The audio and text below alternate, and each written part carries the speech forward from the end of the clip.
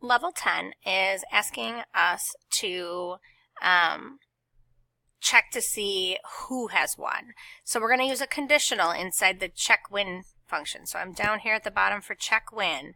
And what I'm going to do is use a if statement. And I'm going to say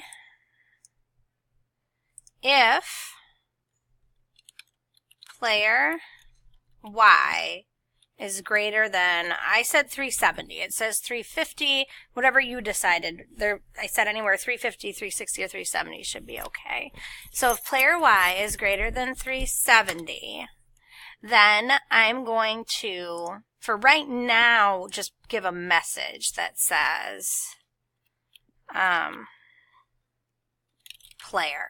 I just want to know which player made it across the screen. So to test that, I'm going to run it. I'm going to click play.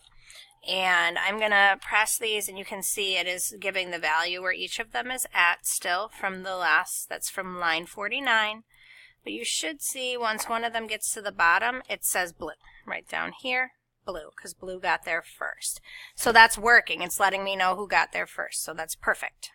That's it for this level.